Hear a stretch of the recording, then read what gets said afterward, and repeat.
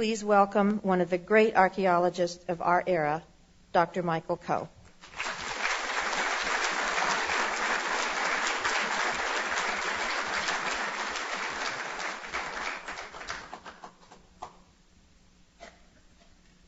Thank you, Caroline.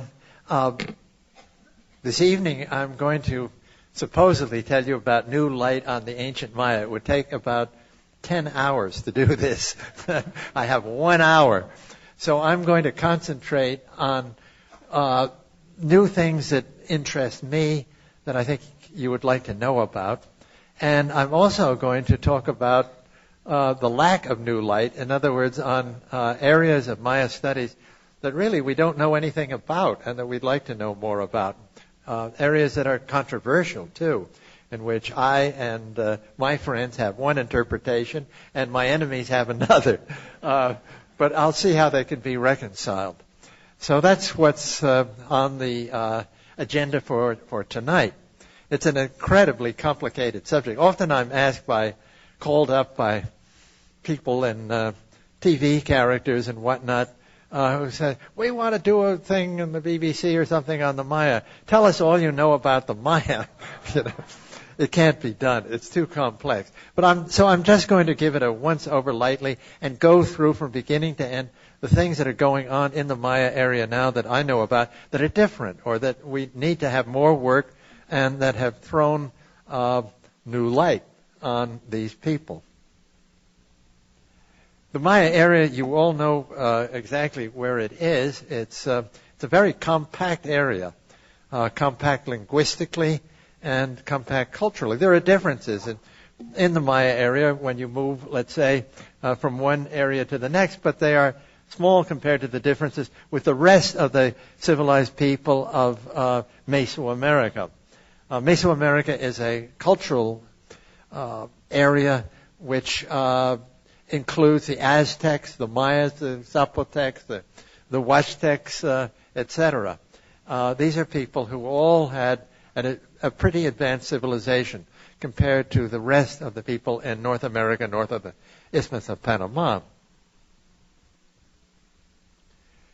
The area has a certain definite restricted quality as far as ecological possibilities go here, and that's still being worked on. I took this picture in the Petén, the northern part of Guatemala, the Guatemalan lowlands, in an area in which the forest has not been cut down, which is not the case for a lot of the lowland Maya area today. That's not what it looked like at all when the ancient Maya civilization was going. In fact, that forest probably didn't exist. Much of it was cut down by the Maya with consequences that I'm going to talk about later. But there is a very strongly marked rainy season. You can see this great thunderstorm in northern Guatemala. This is right on the Mexican border. And a very equally strongly marked dry season. So that's the regime that controls all of agriculture in this part of the world. What's really new in Maya archaeology today is the study of Maya origins. And we know much more about this than we ever would have known, let's say, 25 or 40 or 75 years ago. In fact, 75 years ago or 100 years ago, nothing was known about Maya origins. We had an idea of how old the Maya civilization was, but that was about all.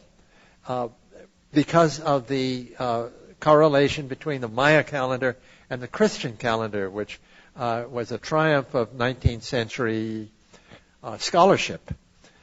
We have known how to date classic Maya ruins, but where these people originated and how many of the traits that are in the classic Maya came about, we knew nothing about, and we're getting to know a lot now.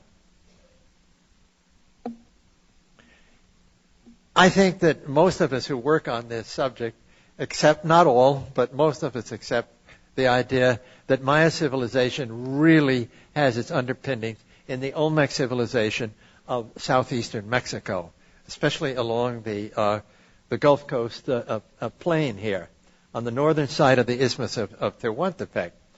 This is a civilization that begins probably even earlier than 1200 BC that I put here, but in terms of true years, probably as old as 1500 BC, when you correct the radiocarbon dates for the true ages. By 400 BC, it's over. And its two great sites, although there are many in this region here, the two great sites are the oldest, which is San Lorenzo, and then La Venta. And San Lorenzo was where urban life begins for the Maya, where civilized life as we know it begins, with the first pyramids, the first big constructions, the first monumental carving, the first real iconography of the gods, and so forth. And of course, it's famous for these portraits of their kings, these gigantic basalt heads, of which over a dozen are known for San Lorenzo, and a smaller number for La Venta and other sites. At first, San Lorenzo is the great site. It has no equals anywhere else in Mesoamerica, and then later La Venta. Curiously enough, in the Maya area proper to the east, these people, while the Olmec were carving enormous stone monuments, the Maya themselves really didn't amount to much, except when you get into about 600 BC in the Maya lowlands here of northern Guatemala and the southern part of the Yucatan Peninsula, where we're getting the first evidences for really large-scale construction using limestone. But this is work in progress right now, and the future is going to hold all sorts of interesting possibilities there. So the Olmec are the oldest. These colossal heads have absolutely no prior evolutionary roots. There are no tentative there's no tentative move towards making and carving and moving colossal heads. By at least 12, 13, 1400 BC, these people knew how to do this, and they suddenly appear, they do these things, and we don't know anything about it. We find the first iconography appears at this point. The first really recognizable gods. And Carl Tauber, who's sitting here in the front row, teaches at the University of California, Riverside, is the premier person in the study of the origin of the Maya gods going back into the Olmec gods. This is the young maize god, the corn god, in a rather infantile form, a favorite theme of the Olmec, found at San Lorenzo. In fact, by our expedition back in the 1960s. I can't go into this tonight, but it's an amazing civilization, truly. Now, there are opponents, people who work in other parts of Mesoamerica who say, oh, this is just a sister civilization. It's just like anybody else's. It's like saying that ancient Rome is just a sister civilization. The Huns or, the people up in England or in Norway were just as good as the Romans. Well, that ain't true. The same thing can be said about the Olmec. These people really created civilization as we know it. After the destruction of San Lorenzo, according to the radiocarbon dates, about 900 BC, and it was thoroughly destroyed. The monuments were broken up, buried, cast off. La Venta, which is to the northeast of San Lorenzo in the state of Tabasco, becomes the great site. And you can see a very large pyramid was built here at La Venta, here, of earth and clay. It's never really been excavated. It's about 100 feet high. Nobody's ever been inside it to see whether there might be a mighty tomb. And I will predict here, you hear me now, that there's going to be a great tomb in there if somebody knew how to tunnel into this. At any rate, during the La Venta period is when the great time of jade carving in early Mesoamerica takes place. The Olmec, as you can see here in this wonderful mask at Dumbarton Oaks, were carvers of jade extraordinary. Jade carving, this becomes the valuable for all of Mesoamerica from this time on. Not gold and all these things that appear late, but jade, incorporated in their tombs, worn in ceremonies. This is a life-size mask of carved jade. Really a magnificent thing of the maize god, as Carl has shown. who is the probable principal divinity of the Olmec. Well, this brings us in, that's in the early and middle pre-classic period, up till about 400 BC. Then we enter into a period in which most of the really interesting discoveries in the Maya area, as far as I'm concerned, are being made right now. Wonderful discoveries have been made at a number of sites, especially here in the Petén region of northern Guatemala and neighboring Mexico over the Mexican border. And these are the principal sites. This is a late pre-classic site in the Maya area, Olmec area. The site of Izapa, El Baúl, Caminal-Juyu, El Mirador, which I'm going to show you, San Bartolo, which I'm going to show you. There is an amazing stuff being found there in every field expedition that's been made. The great site, I'll show you where it is again here, just to remind you. El Mirador is north of Tikal. Tikal is right about here. El Mirador is almost in Guatemala, and in fact, you can see a great site called Calakmul over the border. If you get on the highest pyramid in El Mirador, and vice versa, you can look back. This is an amazing area. I was lucky enough to be taken up there, courtesy of Richard Hansen. I told him I'd go to El Mirador, but I'll be damned if I'm going to walk there. 2 days over a bad trail in and 2 days over a bad trail back on foot with very little water and food. You have to lug everything with you. I said, I'm not going to do it. You give me a helicopter and I'll go. By God, he did. And I went, and it's amazing.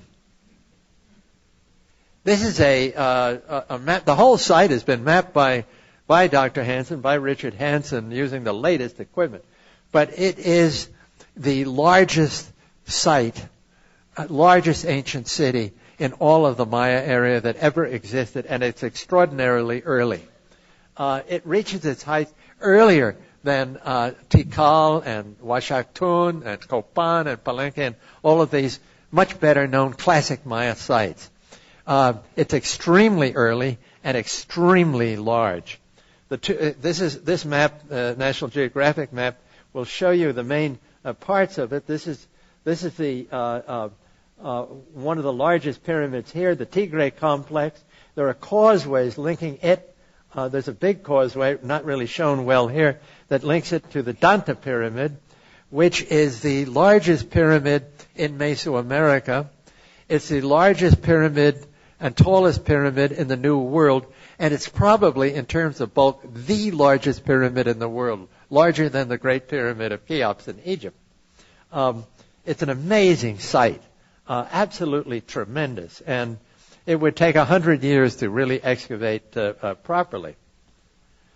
This is from a helicopter looking at the Danta pyramid, and you have to realize that the canopy, the top of those trees, of that jungle, is about 150 feet high. So you can get an idea of how big the Danta pyramid is. It goes all the way down below tree level. I've climbed to the top. It's really there's really nothing quite like it. Gigantic causeways in this area. Everything is built of limestone, doing it the hard way. That is, instead of placing the limestone blocks that they cut out this way as they've made the pyramid going up, they placed them facing into the pyramid. So they had to use at least 2 or 3 times the normal number of blocks to go in there, but it gives these pyramids great stability. This is really an extraordinary site. Here's a reconstruction done by a very Mr.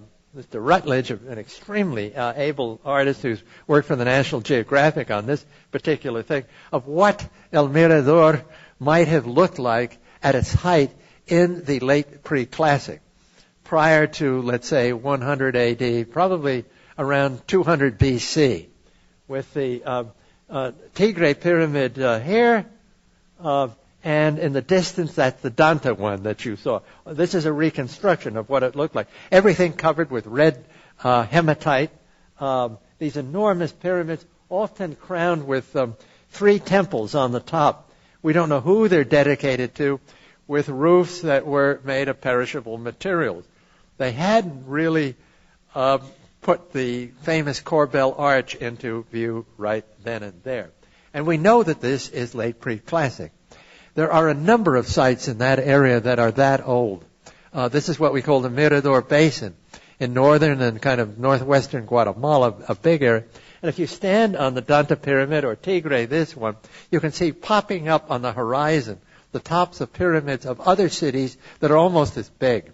It's like being on the Triborough Bridge in New York and looking towards Manhattan. I mean, it gives you're really looking at something that's worth seeing. It's amazing. And most of those other sites have hardly been touched by archaeologists. It's just so enormous. What do you do with a place like this? In these late preclassic pyramids, there's a tremendous amount of iconography. Very few carved stone monuments have been found at El Mirador, unlike other late preclassic sites, particularly on the Pacific coast of Guatemala. But what you do find up there are these pyramids or platforms with gigantic stucco masks of their gods flanking these inset stairways. And these gods generally show a gigantic bird. This particular guy here is really a bird, a sort of anthropomorphic bird. That's his great beak that sticks out. He's either an eagle or a macaw or a vulture. There are various interpretations of this. These are his ear spools here, his eyes here, but he's got gigantic claws coming out from each side. This is probably an individual we now know of as a principal bird deity, and he was the principal god of the peoples of the late preclassic in the Maya area. And they're really working hard on this now. If you come to that symposium on Saturday, you will hear David Stewart talking on the PVD, or the principal bird deity. But all of these, most of these sites of the late preclassic, going up into Yucatan, into this area here, in the Petén and elsewhere, in the lowlands, have these gigantic stucco masks. And that's the iconography on which they've been working these days. Let me just go back and show you where this is. Now, almost the most exciting site, although it's not as big as El Mirador here, is San Bartolo in the northeastern Petén, right near the Belize border here. Nothing was known about this site 10 years ago until a young archaeologist named Bill Saturno, who'd been sent up to into this wild region up here to look for sites with carved stone monuments, and he never found them, stumbled into San Bartolo by sheer chance. And a tunnel had been made. There's Bill there. A tunnel had been made into a back of a pyramid here by looters. And he went in to get out of the famous story, went out to get out of the sun. It was midday. He'd run out of water. He was hot. He was about to get sunstroke and whatnot. And while he was in that tunnel, he looked up, and by God, there was a mural looking out at on the bottom of a mural that the looters hadn't touched. So he called in the National Geographic, got more money, and has been working there ever since with a really good team that again includes Carl sitting up in the front row, who's doing the iconography of this site. And they're extraordinary. There was, in late preclassic times, on the back of a rather modestly sized pyramid, put a room with a flat roof, and it had murals running around the four walls, up above the level of the entrance doorway. And it turned out that the murals on two of the walls were in situ and in perfect condition, or relatively perfect, and the other two had been destroyed when they had filled in and torn down the whole top of the building to make another pyramid over the whole thing in late preclassic time. So they've got a double puzzle. They've got this is from one of the intact walls, which shows a young god who's got that black spot on his cheek, who's perforating his penis right here with an enormous stick, which was a form of auto-sacrifice practiced by Maya lords. But he's a god. And which god is he? He's almost certainly one of the gods known in later times as the hero twins in Maya legend. This is Bill there. Here is Heather Hurst, who has been drawing the entire mural set, including the fragments that are being put together that we're laying on the floor, at half scale. And she's a MacArthur Award recipient. She's really the best archaeological artist, I think, in the world. There's here her reconstruction of part of the north wall, which shows what Carl has identified here as a young maize god with an Olmec face, in his resurrection from the underworld, being greeted by these young women and a young men over here, bringing him food and water. And they are going to dress him again as the maize god. He died and went into the underworld in the great Maya legend that's recorded as a Popol Vuh, the Book of Council of the Quiché Maya.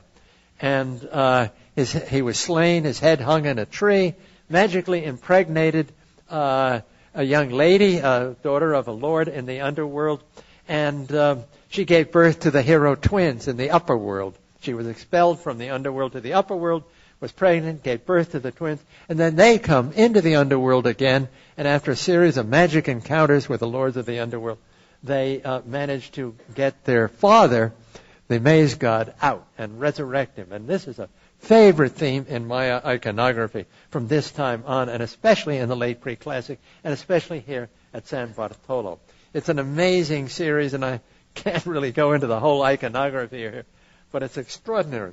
If you take that Olmec mask from La Venta that's at Dumbarton Oaks and get it at the same scale as the San Bartolo figure, you can see that he's actually shown as an Olmec maize god. They knew who the Olmec were in the late pre-classic. They were always harking back to this Olmec precedent. The way we hark back to the Greeks and the Romans, they were doing the same thing with the Olmec. I don't think they ever forgot them all the way through the post-classic. I won't go into that, but that's the scheme in the Popol Vuh of the gods, the old mother and grandmother and grandfather gods, the creator gods, who produce the maize god, who impregnates Lady Blood in the underworld. His head spits into her hand, and she then goes up to the upper world and produces the hero twins. And what we're looking at here in the San Bartolo murals is a whole series of hunapus in various ritual activities, including penis perforation, and often in conjunction with the principal bird deity, who is the spiritual counterpart of the grandfather god, the creator god himself, known as Itzamna to the later Maya. Rather complex. We're getting a handle on it now. This is the west wall, a partial thing. This is now being put together, in which there's a whole series of world trees with the principal bird deity up here, with various offerings being made by the various Hunapu gods down here. And there are also here the first evidence for coronations of a Maya king down here, and glyphs to go with it.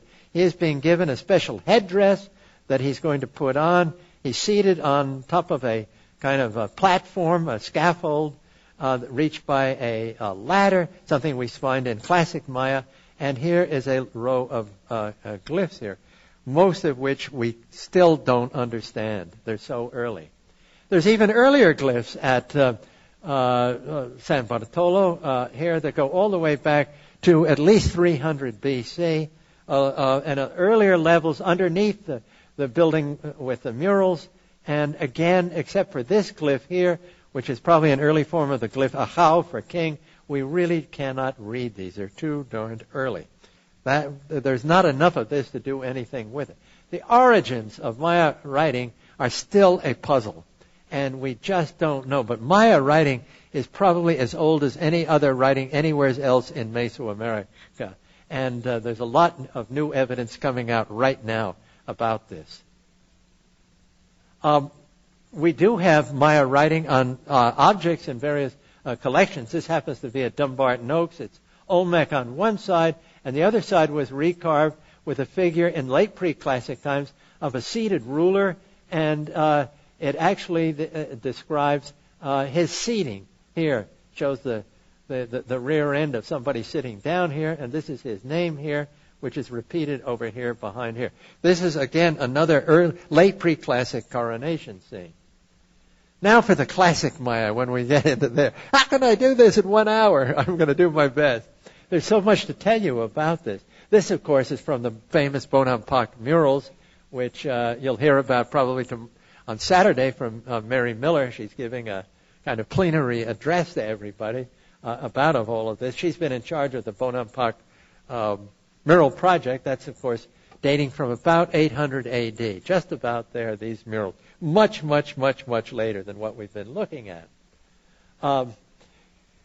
There, of course, the classic Maya are much, much better known than any other peoples probably of the entire New World because we can read their writing now. They say 85% of all Maya glyphs have been translated. That's hard to come to that. But we know when the standard average Maya inscription can be read pretty much in its entirety. There are no more puzzles here. It's a wonderful story that's been told many times, and I hope that I think it's on Friday, we're going to have that 2-hour film of how Maya writing was finally deciphered. But so we know a lot about that. We know less about the classic in the Highlands because there are almost no inscriptions whatsoever from the classic Maya period. All of the inscriptions basically come from this region here. And there are basically thousands of them. And even in long texts on Maya pottery, which tell us a lot of things. Of course, Tikal has been as it's still being excavated. It's not over now.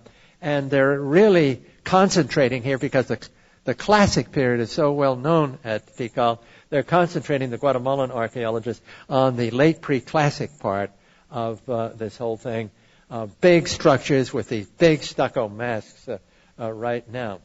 It's apparent that most of these big pyramids are also contained tombs. The looters have known this all along. They go right for them. When they're looting a Maya site, they hit the pyramids right away and go for the royal inscription, so that huge amounts of looting has come there. For instance, the famous tomb of the guy, this fellow in here, Hasao Chan Kawil, who's buried at base level here. The most important late classic king of Tikal, who was engaged in a huge war with the king, his bitter enemy, the king of Calakmul, to the north over in what's now Mexico. That's his tomb. Contains a wealth of spondylus shells. What we don't get in these tombs is, of course, all the organic materials that were put into there. If we only had proper preservation, but you don't. If we had preservation like they have on the coast of Peru, you would find all the textiles, you'd find bark paper books folded up in there, you'd find carved wood, you'd find gourds, you'd find basketry. What we do know, however, from the latest analysis is that cylindrical vessels like this contain chocolate.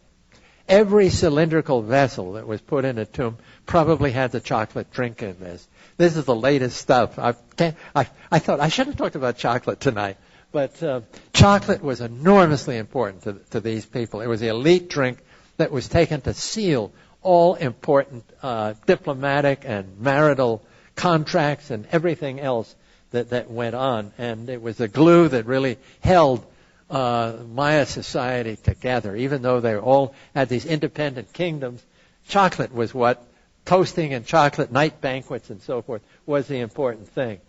This is some of the bone scenes that we found, and a bunch of bones, incised bones that were found with this great king. And here we find the maize god in his canoe, probably being taken to the underworld, and then he's going to come out of the underworld in his canoe. And these are Chaks, rain gods, fishing, and then a captive. And I'll come to this in a moment. Thanks to glyphic work done over a period of years, going way back in the 20th century to the work, let's say, of Heinrich Berlin on the inscriptions, we know that each important Maya polity or political unity, each important Maya city, had its own emblem glyph. And here are some important ones. There's many more that have been identified since then. And once that was identified, you could start, and once we knew from Tatiana Proskouriakov's work that this is history being recorded on the monuments, then you could start talking about Maya politics and the relationship between sites. It's now enormously complex. The Maya area was never an empire, as Sylvanus Morley had thought. He called it the Old Empire and the New Empire. Those never existed. What you had cities of various powers or lack of powers, some of which lorded it over others, some of which beat others at warfare, some of which managed to establish diplomatic relations through wife exchange and things of this sort. Rather complex things that people like Simon Martin and Nikolai Gruber, who made this particular diagram, are here. Tikal, for instance, had very bad relationships with Calakmul, constant warfare. One would triumph and then the other would triumph, back and forth. And they extended their tentacles around to one of these polities. What it looks like a lot now, from the point of view of politics, what was going on in central and northern Italy during the Renaissance. Same culture, same civilization, but different politics. But this we are now getting a big handle on. Warfare, unlike what Eric Thompson had thought when he wrote his general works on the Maya, warfare was constant in the Maya area.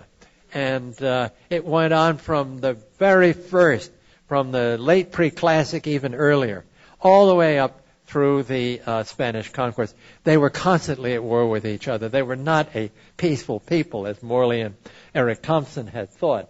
This is a bound captive from Tony Na, which is a wonderful site, really getting up into the highlands above Palenque, that's got lots of wonderful sculpture, almost three-dimensional, in a great museum at the site. That's well worth a visit if you haven't been to Tony Na. If you go to Palenque, make sure you drive up to Tony Na. And he's identified who he is by his glyphs, who he was and where they got him from, what particular warfare. Tony Na was a very warlike place. So they were constantly at war with each other. A lot of the work in more recent years that's still being written up right now on classic Maya sites has gone on at Copan in the east and Palenque in the west. These are on the periphery of the Maya area, but in many respects they're enormously important. Copan over here and Palenque here in the west, on the peripheries of the Maya area. A lot less stodgy than Tikal in their art. Copan specializing in three-dimensional or trachyte sculpture, and Palenque in beautiful stucco work and very delicately carved reliefs. And they are really wonderful. Copan is very exciting because it was at Copan where Mayanists were able to demonstrate that the inscriptions, which had been castigated by Joyce Marcus, among others, as just being propaganda and made-up history, were real history. That the people mentioned on them actually existed, and existed when the Maya said they did. This is the dynastic record of 16 successive kings, Altar Q here and here, at Copan. These people seated on their own name glyphs here, going around here, from the earliest here to the latest, here to the latest here. He's the first king of Copan, Yashkokmo, according to the inscriptions, and the latest one who commissioned this one, Yashpasap. Were these real kings? And it so happens that by tunneling in from the cut riverbank on the side here of the Copan River, putting tunnels into various levels in this great area, which is where the state temple of Copan was, they have found the whole dynastic succession in there. King after king, not all there, but the really important ones, including the first one. Right at base level, this is Bob Scherer from the University of Pennsylvania, excavating what turned out to be the first king of all, and another one nearby of almost certainly his wife. In other words, Yashkuk Mo, who had come in from the west. Now that I'm not going to go into any great detail. They're still being argued about here. At Tikal and other important Maya sites like Copan, there are early dynastic records that show new kings coming in from the west, from some other place. And the other place has to be Teotihuacan in the Valley of Mexico. When you're taken out outside of Mexico City, the Pyramides, you're taken out to Teotihuacan, which is the largest city ever in the New World. And that were certainly in terms of population, a great city of the early classic, probably from about 150 AD, maybe a little earlier, on up till 600 AD when it was destroyed. And so you find in these early tombs imported pottery from that area. That particular one, stuccoed, is a pure Teotihuacan tripod vase which we know held chocolate in it because it's been analyzed as having chocolate. There are two alkaloids in chocolate. Caffeine, which you will know about, that's the kick in coffee, and theobromine, which is peculiar to chocolate. You find those two together when they scrape the bottoms of these vessels. QED, it's chocolate. And probably every vessel that looks like this once had chocolate in it. So the Teotihuacan influence is now being worked on. Lots we don't know about it. As far as I'm concerned, there was a Teotihuacan empire. There's plenty of evidence for this. All kinds of explanations come from the Mayans. They can always find some kind of excuse. You can't get a PhD unless you're going to argue with somebody. And basically, they're barking up the wrong tree. There's every evidence that this was a mighty empire and that they controlled both the Maya highlands and Maya lowlands, in fact, most of Mesoamerica, at least for 100 years, probably longer. And then it becomes more Maya as this thing wanes. But they never forgot about Teotihuacan. This was always a great city that they remembered, at least the kings did. Now the classic Maya collapse. You can talk about this till the cows come home. Or people used to gas on this subject. I mean, on and on and on with all kinds of weird theories like destroyed by earthquakes, by this, by that.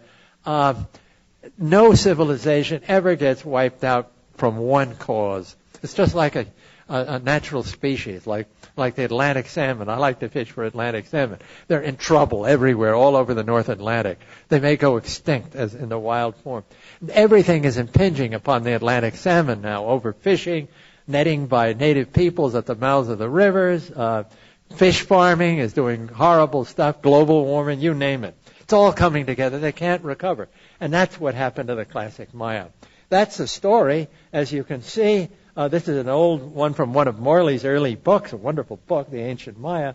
And it shows the number of monuments that were produced by 20-year periods, approximately 20-year periods, all through Maya history. This is the dates AD. And you can see it starts taking off. This is where the Teotihuacan influence is in here. And it comes up here and reaches a peak about 700 or so. And then in the 8th century, it starts going like that until finally, by 909, that's the end. That's the last classic Maya monument with a date on it. So there was a collapse. There's no question about it. A place like Tikal may have looked like this at the end, 100 years after its basic abandonment. Tomorrow I'm being taken down to see those wonderful Carlos Llera murals are down in San Diego. I've never seen them. But this is actually based on this one of Tikal in its decline. But people were camping out there still, but it's gone. It was a huge cataclysm that happened to people. Destruction everywhere. The monuments have been destroyed. Eyes gouged out of monuments. They've been smashed up. Mouths chipped away. Something big had happened. And the area was, most of the central Maya area was abandoned. Not the northern Maya area, but the central one. So what are the causal factors? Put them up here. You can read them. And all of those things we know took place. Every single one of them. There's good evidence for every one of those things. Most of the work has gone on the warfare, environmental destruction, and drought. The environmental destruction is clear from cores that have been made in lakes in the Petén in northern Guatemala, etc. Sedimentation taking place. They had cut down all the forest, basically. There was nothing left. Probably just decorative trees by this time. I mean, it was stripped. And Mexico is stripping the area right now, just like that. And Guatemala started. This is Guatemala, the Guatemalan border here. This is Mexico in here.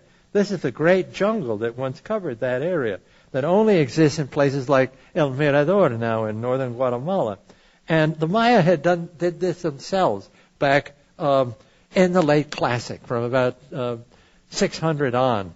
There was nothing left. And we know that they had overextended themselves. It's a perfect case of environmental destruction leading to bad things. Tremendous amounts of warfare was going on. This is a Maya vase that's been unrolled so that you can see what's going on here. Here are these Mayas, many scenes like this on late Classic pottery. This is a cylindrical vase that's been unrolled by Justin Kerr with his Hasselblad camera that's been especially devised with it. Wonderful record that Justin has given us of Maya life, Maya hieroglyphs and everything by unrolling all of these vases in public and private collections. And this is from the late Classic, and it shows stripped captives. This guy here, being naked, was considered terrible among the Maya, so they've been stripped, and they're going to be taken off where they're going to be tortured, obviously, and by warriors, and then finally dispatched. You didn't want to fall into the hands of the Maya. In fact, I'd much rather be a captive of the Aztecs any day than of the Maya. But the Aztecs didn't torture people, as far as we know. We know the Maya did. There's excellent evidence for the effect on this on classic Maya sites. This is something that Arthur Demarest, one of his publications, who was in charge of the excavations at Dos Pilas in Guatemala. And originally, this part of the site of Dos Pilas looked like this until this stepped-up warfare. You know, this is before A.D. 761. After A.D. 761, there was tremendous warfare going on, really stepped up. And they started to put defensive palisades and everything around these buildings, abandoning others, and moving in the settlements inside there. It's like, putting the wagons in a circle to keep the Redskins off in Wild West movies. Exactly the same thing was going on here at Dos Pilas. And there's wonderful evidence for this. There's a nearby site called Ahuateca, which was totally demolished before they could really get out with all their stuff. So everything has been left in situ and burned buildings and whatnot. Takeshi Inomata, now at the University of Arizona, has done wonderful excavations there. It's a kind of a Pompeii where everything was just left there. So you can really see what these buildings were being used for. That's ongoing research, too. There's Ahuateca up there, and it's really been, here it is here. It's been, was totally demolished, burned to the ground, and everything. There's the site of Yaxchilan along the Usumacinta River. There's a structure there that is covered with arrowheads or dart points, absolutely covered. The Japanese have dug that, and, there's hundreds, thousands of arrowheads had rained down on this place at this point. So there was warfare, I can assure you. So that was a very important thing. And then maybe revolution. Thompson was the first one to come up with this idea. Here's a real Tory, if there ever was one, talking about revolution. But it almost certainly did happen. Because you find, for instance, on the Bonampak murals here, which are about the time the collapse is really getting going, the eyes of almost all of the kings, of the important figures here, have been chipped out very carefully. Sometimes the mouths have been chipped out. On the monuments, too, you find the same thing on the stele. These guys, really, the elite, were, I think, disposed of at this time, probably including the scribes who were producing the codices. Whole libraries went up at this time. We've only got 4 surviving books, and they all date to the post-classic afterwards. We don't have any of the thousands of books we know must have been in use in the classic Maya era. They had whole libraries. If we could just get 2 or 3 new ones, all our ideas about the Maya will change.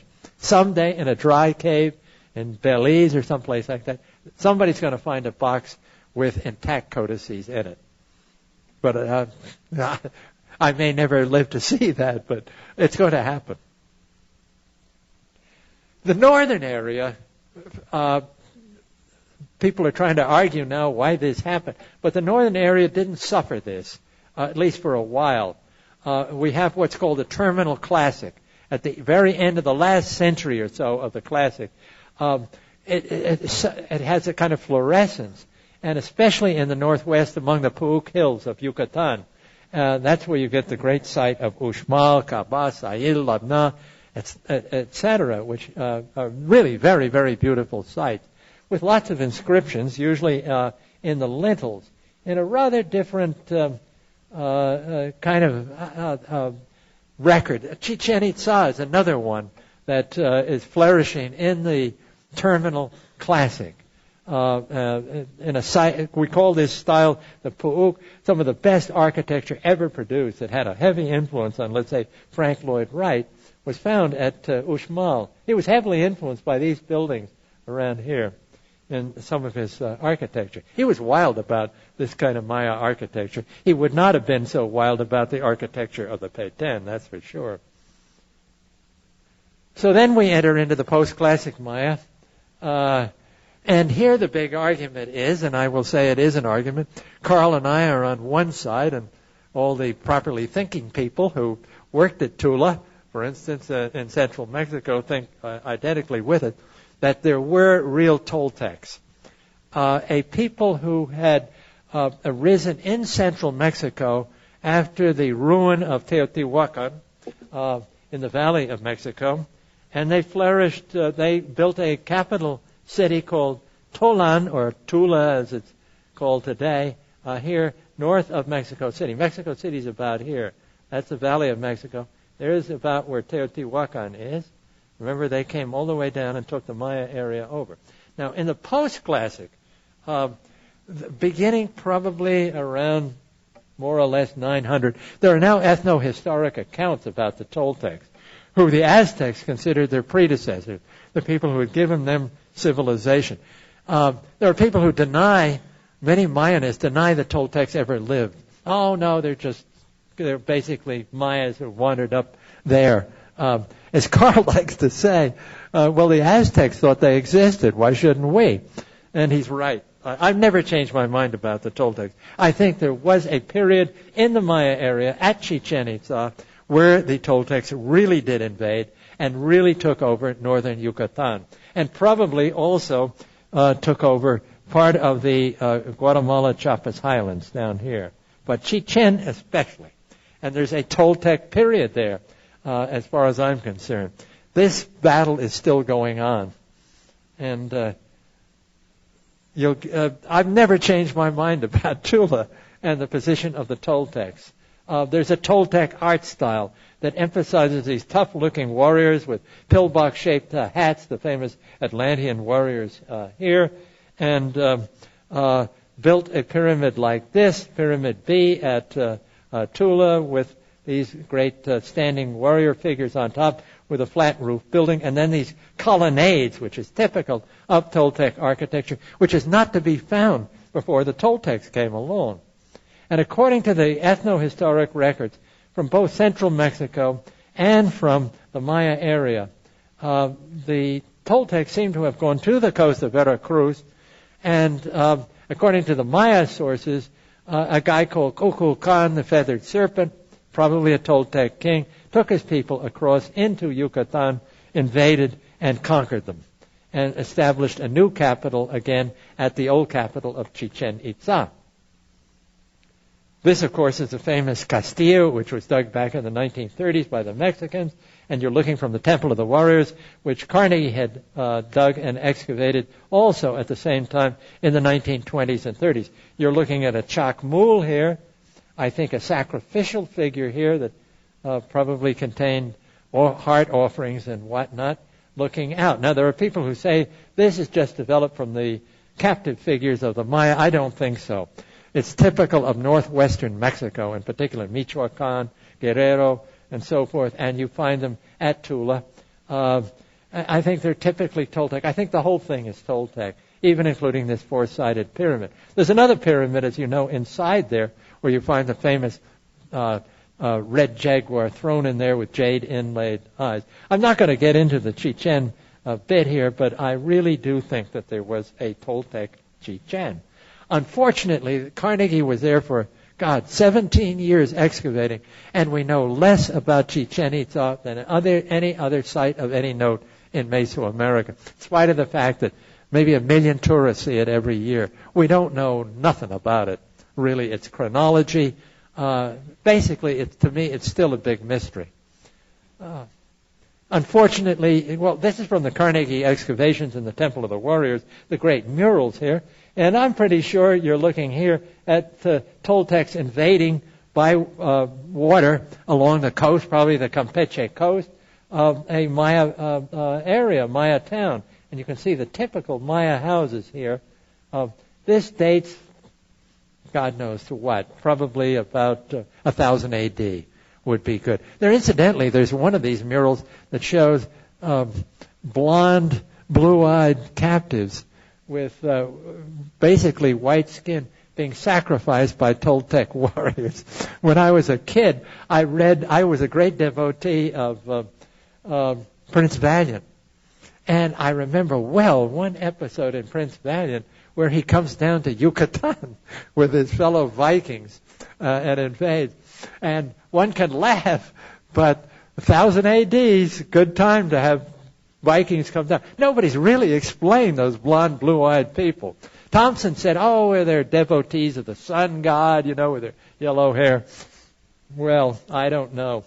But at any rate, more murals have been discovered at other sites, particularly Mayapan, which took over after Chichen Itza fell. There are a lot of ethno-historic accounts about that downfall of Chichen Itza. Mayapan is kind of a 15th century, rather grungy ruin. They've reconstructed the main pyramid, which we know from Spanish sources was dedicated to Kukulkan, the feathered serpent.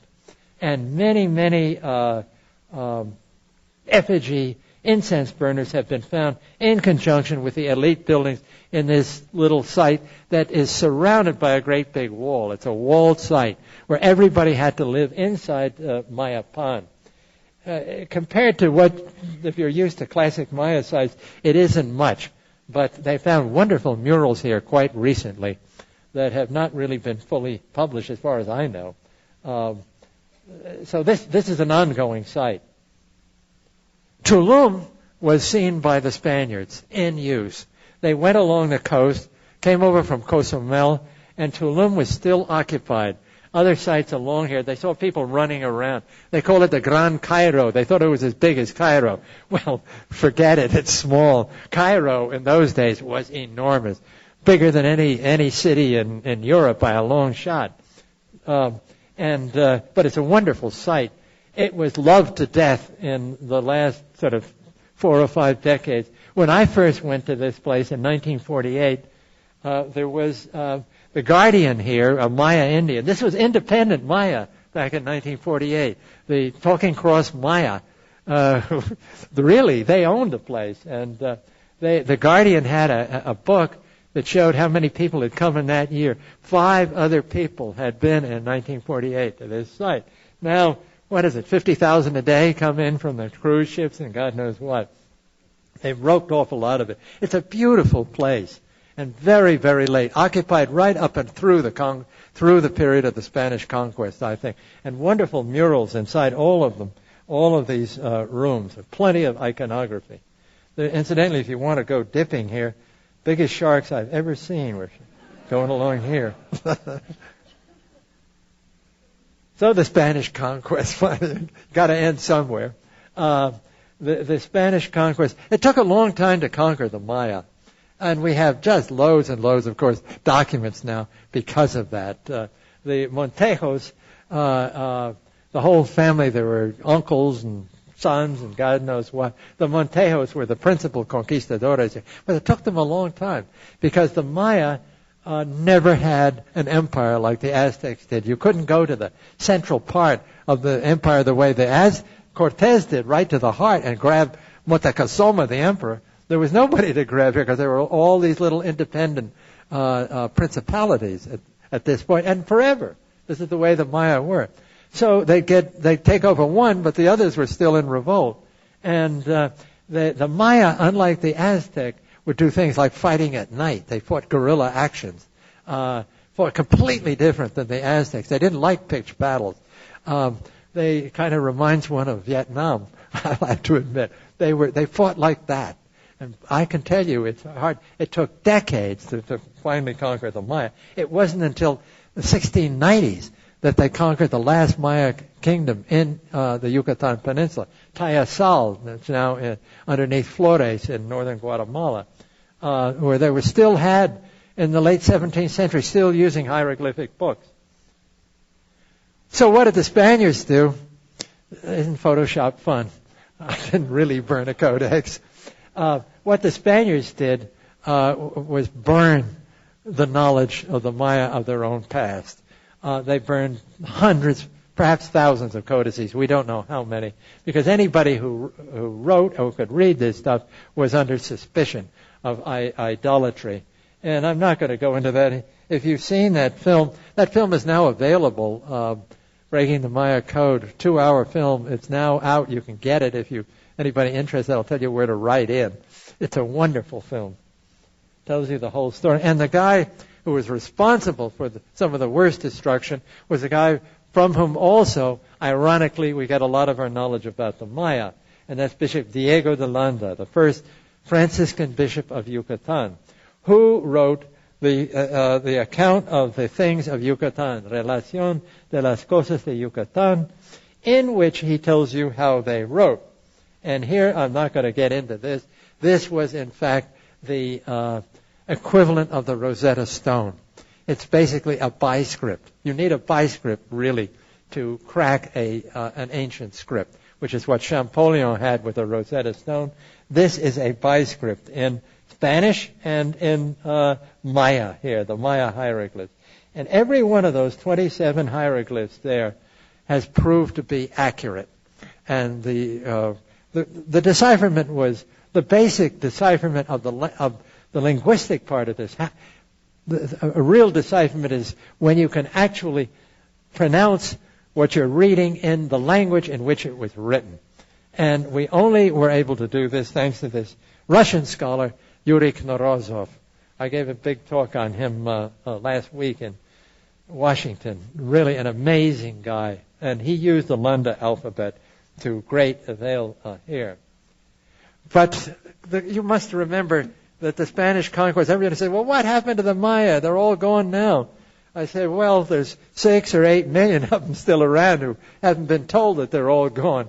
The Maya continue, still live. They've had terrible recent history, and not only in Guatemala but elsewhere.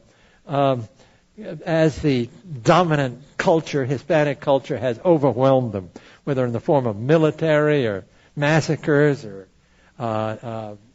economic oppression, God knows what.